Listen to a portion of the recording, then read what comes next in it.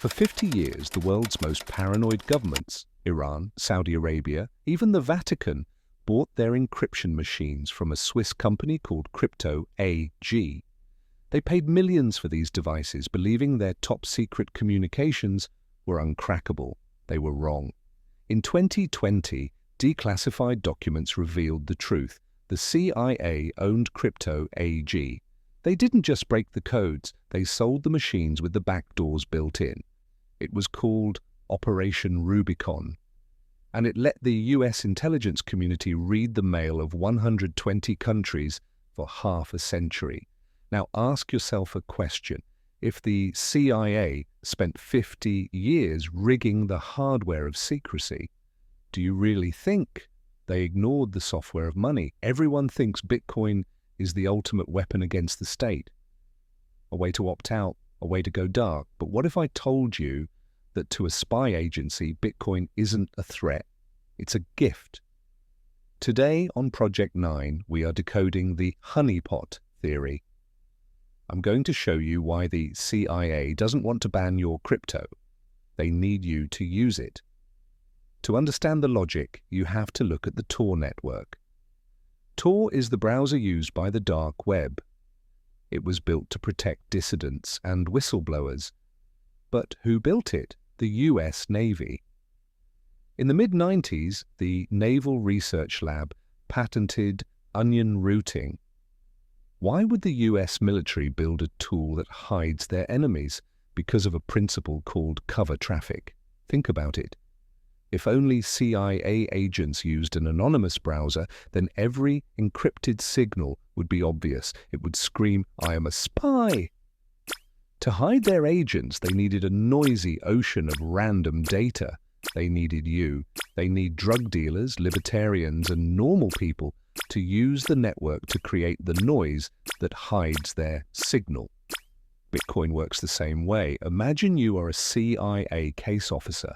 You need to send $5 million to a rebel group in Syria or a contact in Moscow. In the old days, you had to load physical cash onto a pallet and fly it into a war zone. It's risky, it's slow, it leaves a paper trail. Bitcoin solves the logistics, but it creates a new problem, the public ledger. If the CIA moves money on the blockchain, everyone can see it. Unless the ledger is so massive, so filled with your coffee purchases and your meme coin trades, that their covert operations vanish into the noise. Your adoption of Bitcoin provides the camouflage for their black budget. You want proof? Let's look at In-Q-Tel. This is the venture capital arm of the CIA. They openly invest in startups that help national security. And what is one of their biggest sectors? Blockchain analytics. They are heavily invested in companies like Chainalysis and key recording infrastructure. Why? Because they aren't trying to stop the transactions. They are building the map. Edward Snowden's leaks confirmed this back in 2013.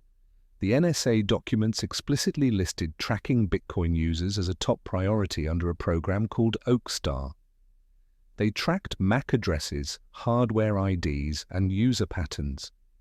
While you were buying Bitcoin thinking you were sticking it to the man, the NSA was building a permanent, searchable database of every wallet on Earth.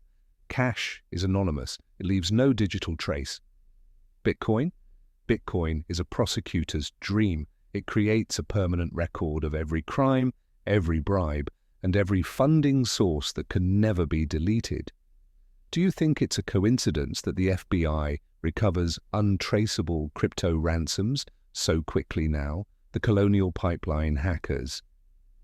They got the private keys within weeks. The ledger isn't a shield, it's a tracking beacon, but the most damning piece of evidence is the WikiLeaks blockade of 2010. When Visa, MasterCard, and PayPal cut off WikiLeaks, Julian Assange had no choice. He turned to Bitcoin. Satoshi Nakamoto, the creator of Bitcoin, was actually terrified. He wrote on a forum, quote, "The swarm is headed towards us." He thought the government would crush them, but notice what happened next. Did the US government shut down the Bitcoin network? No. Did they ban the miners? No.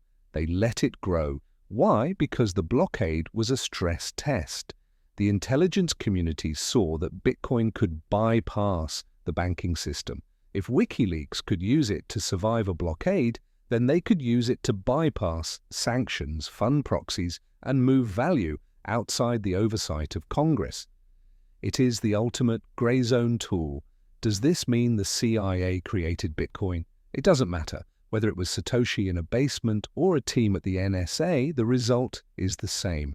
We have voluntarily moved our wealth onto a surveillance grid that is transparent to anyone with the right software.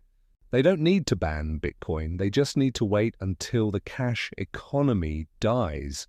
Once cash is gone and everything is on the ledger, there is nowhere left to hide. The trap isn't that they will take your Bitcoin, the trap is that they will watch it forever. Here is my question for you in the comments. Is Bitcoin a tool for freedom, or is it the ultimate surveillance device? I'll be replying to the best theories in the first hour. Stay skeptical. Watch the ledger. I am Mr. 9. This is Project 9. Subscribe now.